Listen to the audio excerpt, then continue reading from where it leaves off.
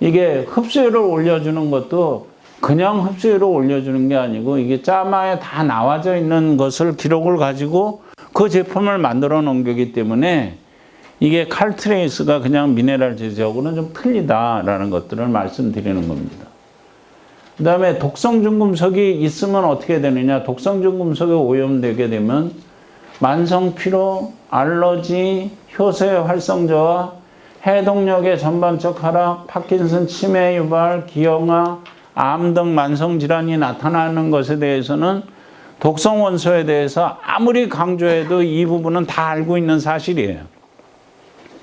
그러면 이 부분을 알고 있음에도 불구하고 독성 원소를 뺄 수 있는 게 뭐가 있느냐 하는 부분에 대해서는 여러분들이 이렇게 확신을 못 가지고 있는 겁니다.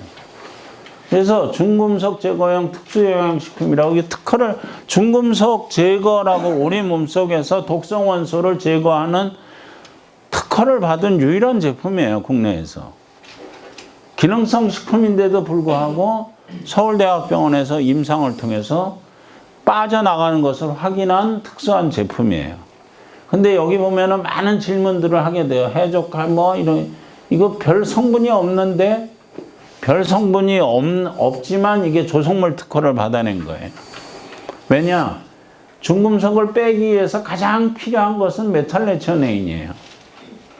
이 메탈레치오네인을 가장 잘 전구물질로다 형성해 줄 수 있는 조성물로다 만들어낸 거예요. 그래서 중금속이 빠져나가는 효과로다 있는 것들입니다. 그래서 프라임 임상 사례를 해서 서울대학병원 그 소아과 조수철 교수가 1에서 2.3개월, 그러니까 투여 기간이 3개월이 되기 전에 투여했는데 이렇게 절반씩 이렇게 뚝뚝 떨어지는 것을 볼 수 있게 된 겁니다. 이게 제품만 이 투여 기능, 이게 프라임이라는 제품 단 한 가지만 투여해가지고 이런 식으로다가 이렇게 제품, 이게 중금속이 빠져나간 것들을 하는 거고, 그 다음에 용법 용량을 보게 되면 1회에 3캡슐씩 1일 3회 투여했어요, 아동한테. 그게 빠른 시간 내에 얼마만큼 빠지는 것을 보기 위해서 좀 용량을 많이 투여한 거죠. 근데 뭘 해주느냐 하면 이렇게 많은 양을 투여해도 부작용은 전혀 없었다는 거예요. 선생님, 거기 보면은 수어 같은 경우에는 조금 올라갔잖아요. 이제 그런 질문이 대부분 나와요. 근데 이거는 이제 허용 범위 이내예요. 허용치는 1이거든요. 1 이내로 들어가는 것에서 들락날락은 할 수 있어요. 이건 오차 범위 내이기 때문에. 그리고 아이들은 수은이 그렇게 많이 있지 않아요. 이게 아동을 소아 질환이 있는, 소아 정신과 질환이 있는 아동에서 이거 검사를 해놓은 거거든요. 그럼 만약에 수은이 높은 수은 높은 것도 수은도 잘 빨아들이고 있어요.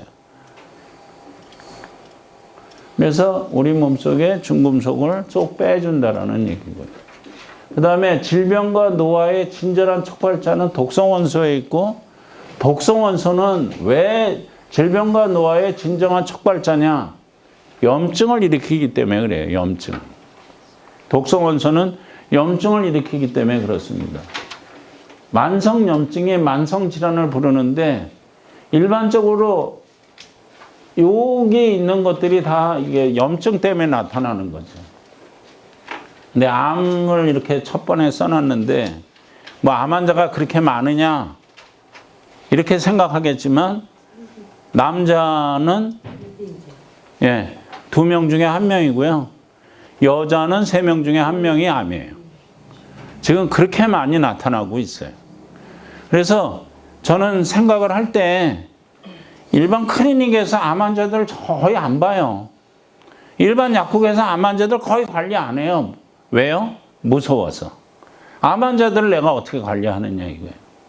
종합병원에서도 처리 못하는 암 환자들을 어떻게 관리하느냐고 얘기하는데 만성염증을 관리를 해주면 암 환자 관리할 수 있는 겁니다. 만성염증의 유발 원인이 요즘 이제 올해부터 이제 사만사미라고 그러죠. 사만사온이 아니라 사만사미, 미세먼지. 미세먼지가 만성염증의 유발 원인이에요. 미세먼지는 중금속이기 때문에 흡연, 유화제, 비만, 고혈당, 스트레스, 운동 부족 이런 것들이 만성염증을 일으키는 대표적인 원인이에요. 근데 암 환자들이 많이 나타나는 게 우리나라 식생활들이 이렇게 바뀌었고 생활이 이렇게 바뀌었어요. 초등학생 때부터 그냥 학원 보내느냐고 애들이 스트레스가 얼마나 쌓이는지 참 내가 깜짝 놀라는 게 그 미국의 아이들의 하루에 공부하는 시간은 그 2.5시간이라고 얘기하더라고요. 초등학생들이. 근데 우리나라 아이는 몇 시간이에요? 초등학생들이 5시간 나와 있더라고요. 5시간. 사교육 빼고요. 이게. 근데 미국은 사교육이 그렇게 심하지 않은데 우리나라는 사교육이 엄청나게 심하니까 이게 공부하라는 스트레스에 어려서부터 아주 심각한 스트레스에 쌓이는 거죠. 그 다음에 만성염증에 좋은 음식이 등푸른 생선이에요. 오메가3가 만성염증을 억제하는데 아주 좋은 겁니다. 그 다음에 견과류, 녹차, 카테킨 성분이죠. 그 다음에 카레, 강황에 있는 커큐민 성분이 염증을 잘 억제시키는 성분이에요. 근데 액트엔이 우리가 기능성 식품인데 염증을 억제하는 신개념의 강력한 항산화제인데 이거는 이 액트엔은 파이토케미칼 5종류의 파이토케미칼이 들어가 있어요. 5종류의 파이토케미칼이 커큐민, 피페라핀, 그 카테킨, 뭐 설파라페인 뭐 이런 것들이 들어가 있는데 NRF2를 활성화해 주는 거예요. NRF2가 활성화되게 되면 슈퍼옥사이드 디스무타제, 글루타치온, 카타라제 우리 세 가지 우리 몸속에서 항산화제라고 있는 세 가지를 만들어내는 공장이 최대로 활성화가 됩니다. 그래서 이 염증을 억제시키는 데는 아주 탁월한 효과를 발휘하게 되는 겁니다. 그래서 어떤 성분이 있나 봤더니 커큐민, 설파라페인, 실리마린, 카테킨, 그 다음에 피페라핀 이런 5종류의 그 파이토케미칼이 들어가 있는 겁니다. 이런 기능성 식품으로 되어 있어요. 근데 기능성 식품을 허가를 받은 건 뭐 때문에 받았냐? 커큐민, 설파라페인, 실리마린, 카테킨, 피페라핀은 기능성 식품의 주요 원료에 들어가질 않아요. 함유되게 이게 성분으로 인정해 주질 않아요. 뭐만 들어가 있느냐? 비타민 C가 기능성 식품의 원료에 들어가 있어요. 그래서 비타민 C를 안 넣고 싶은데 기능성 식품을 받기 위해서 억지로 30ml를 놓습니다. 액트엔을 복용하는 거는 처음에는 2정씩 한 달 정도를 복용을 하고 그 다음에는 한 정씩 복용을 하시면 됩니다. 그 다음에 이제 체액에 물을 조절해 주는 거가 물은 신경자극, 근육 수축, 영양물질, 노폐물질에 배설하는데 이게 BIA라는 장비예요. 아까도 얘기했듯이 세포 내과 외액의 물을 조절해 주는 장비입니다. 그래서 세포 내의 물, 세포 외의 물 이런 식으로 되어 있는데 이런 것들이 체중 감소, 통증 조절, 소화작용 조절, 에너지원, 정신적 문제, 배설에 이런 것들을 다 해주고 있는데 이게 물을 복용해 줘야 된다는 얘기야. 하루 2리터 이상의 2.5리터 이상의 물을 복용해 줘야지만 가능한 것으로 되어 있어요. 그래서 그런 것들을 조절해 주는 게 여기 이제 비만, 탈수, 세포 건강도, 에너지 면역, 해독, 비만 이런 것들이 나오는 그 BIA 장비에서 나오는 것에 따라서 영양요법으로다가 이게 프로엠, 액트엔, 그라놀F, 쿼터백을 이렇게 쓴다. 페이스 앵글이 떨어졌을 때는. 그 다음에 에너지 면역이 떨어졌을 때는 이렇게 쓴다. 그 다음에 비만일 경우에는 이런 식으로 쓴다. 그 다음에 근무력증이나 뭐 이런 경우는 이런 식으로 쓴다 하는 것들을 기능성 식품으로다가 영양소의 가이드라인을 알려주는 걸로 다 내놓은 거예요. BIA는 신의료기술을 들어가지고 있는데 신의료기술 신청하는 이유가 뭐가 있냐면 BIA를 검사를 하게 되면은 영양물질 가이드를 해줄 수 있다는 것이 그 항목에 들어가져 있어요. 이것을 하게 되면 영양물질을 뭐를 먹어야 된다. 아까 얘기했듯이 맞춤형 조절을 해줄 수 있다라는 장비로다가 쓰여질 수 있도록 만들어 놓고 있는 겁니다. 그 다음에 타액 산화질소 테스트 아까 얘기해 봤는데 우리 그 선생님은 조금 제 산화질소가 NO가 모자라는 것으로 되어 있는데 그거는 나이에 따라서 나타나는 거기 때문에 어쩔 수 없어요. 그래서 이제 고갈된 상태로 되면은 산화질소를 이렇게 몸속에서 만들어주는 거는 이 알기닌이 주요 역할을 하게 됩니다. 알기닌이 cGMP를 활성화해서 혈관을 확장시키고 산화질소를 NO를 형성해 주는 거예요. 알기닌은 주사 재료도 나와 있고 그 다음에 경구용 재료도 나와 있어요. 근데 이 알기닌이 NO 생성을 하고 콜라겐 생합성을 하는 것으로 되어 있지만 알기닌이 들어가서 알기닌이 제 역할을 하기 위해서는 니트릭 옥사이드 신테타제라는 효소가 필요해요. 니트릭 옥사이드 신테타제, 그러니까 산화질소를 합성해 줄 수 있는 효소는 뭐냐? 비타민 B3예요. 여기 나와 있듯이 NADPH 이게 있어야지만 NO가 형성이 돼요. 근데 비타민 B3가 이게 NADPH는 비타민 B3예요. 근데 그전에는 여기 비타민 B3를 넣어줬었어요. 제품으로다가.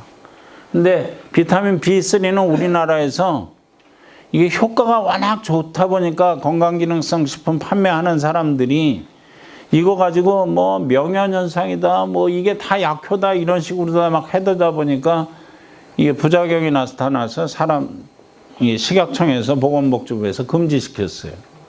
그래서 커터백에 50mg이 들어가 있는 거, 50mg 들어가 있는 것도 굉장히 많이 들어가 있는 거고, 이것이 안 될 경우에는 의약품으로 비타민 B3 500mg짜리가 나와요. 250mg짜리도 나오고. 그거를 써줘야지 돼요.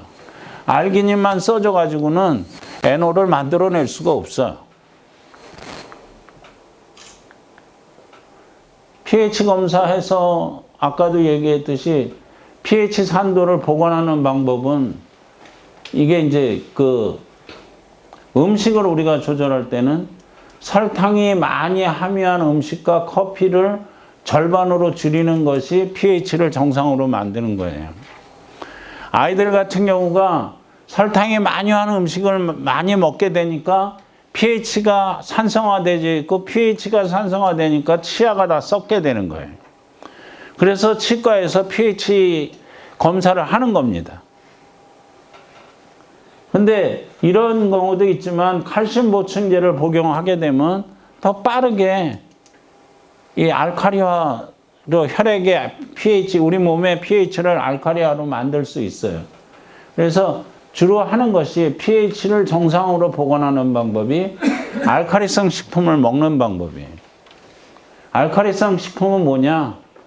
여기 보면은 강산성이라는 건 고기, 물고기, 달걀, 치즈 이런 것들이 강산성이고 강알카리성은 과일, 야채, 과일 뭐 이런 것들이에요. 그리고 이제 보충용 식품으로 칼슘, 마그네슘, 칼륨, 여기 칼퇴에서 바로 연결이 되죠. 네? 이렇게 되는 겁니다. 그리고 비타민 D를 복용해 주는 것이 올바른 방법이에요. pH를 조절해 주는 것들이, 정상화해 주는 것들이 그런 방법입니다. 그 다음에 비타민 C를 검사를 하게 되면 비타민 C를 검사를 해서 비타민 C를 복용하는 것이 올바른 방법이고, 비타민 C는 유재석이가 광고를 하는 영국에서 나온 DSM사의 비타민 C 원료가 최고라고 생각하고 있고, 모든 의사분들이 이거 아니면 안 쓰려고 들어요. 고려제약의 비타민도 여기서 나왔다라고 얘기를 하고 있는 거고요. 그래서 이게 C맥스가 좋은 것으로 되어 있는데, 요즘은 이제 리포메디 비타민 C 해가지고 액제 비타민 C가 나와 있어요. 근데 이 액제 비타민 C는 리포메디라는 건 뭐냐면 이런 하이드로필릭 이렇게 지방산 속에 여기다 비타민 C를 넣는 거예요. 근데 이렇게 되어 있으면 흡수율이 거의 100% 흡수가 돼요. 지방산으로 둘러싸져 있으면 거의 100% 흡수가 되는 겁니다. 그래서 뉴트리언트에 영양소를 집어넣은 거에 비타민 C가 있는 거예요. 그래서 비타민 C가 들어가게 되면은 이게 12시간 체내 유지를 해요. 일반적인 비타민 C는 몇 시간이에요? 2시간이면 다 사라져요. 2시간이면. 주사로 맞건 뭐 고농도 요법을 하건 2시간이면 다 사라져요. 그래서 그 삼성의료원에서 암 환자들을 해주는 거는 24시간을 점적 정주하게 해주고 있어요. 일정한 농도를 유지시켜주기 위해서. 근데 이거는 12시간 비타민C 농도가 유지가 돼요. 그 다음에 비타민C를 과량 먹으면 어떻게 돼요? 이게 좋은 점도 있어요. 변비 걸린 여자들이 비타민C를 6g 이상 먹게 되면 변이 나와요. 네? 가스, 설사 이런 것들이 나타나게 되는데 그런 것도 없어요. 그 다음에 신막과 속쓰림 증상도 없어요. 그리고 이런 그 메가도스의 부작용이 다 없어지는 거죠. 그래서 제형별 흡수율 비교 자료를 보게 되면 여기 이게 정제, 캡슐, 근데 주사제가 이렇게 높은 걸로 흡수가 되는 걸로 나오죠. 그 다음에 리포조말 형태가 주사제보다도 더 높은 걸로 흡수율이 되는 것으로다가 이미 증빙이 되어 있습니다. 그래서 예? 정주인데 정주래도 이용률이 80%뿐이 안 된다라는 얘기예요.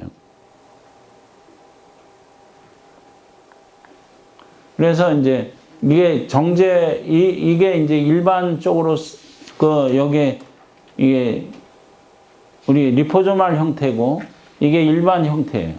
그래서 유효 시간이 타임이 여기서 요만큼뿐이 안 되는 것을 이거 농도를 2시간 가는 거를 이만큼 길게 해준다는 얘기죠.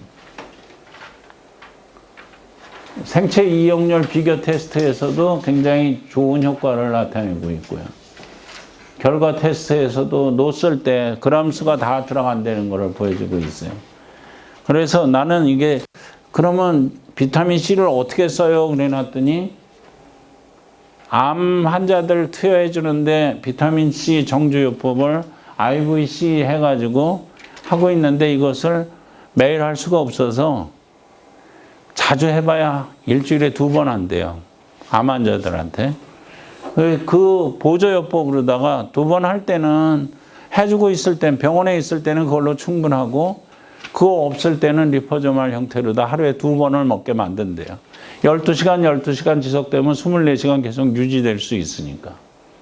그 다음에 이제 그 병원에서 일반 클리닉에서는 감기 환자들한테 비타민C 주사를 많이 해주는데 이거를 그냥 그걸로 끝나게 되면 유지가 안 되니까 리포조말 형태를 해서 하루에 두 포씩 먹게 되면 일주일만 먹게 되면 감기 환자를 조절해 주는 데는 굉장히 좋은 효과가 나타나니까 그렇게 쓴다라고 그 얘기를 해 주시더라고요. 나는 이렇게 쓰고 있다. 그다음에 비타민 C가 맛 때문에 못 먹는 사람들이 있어요.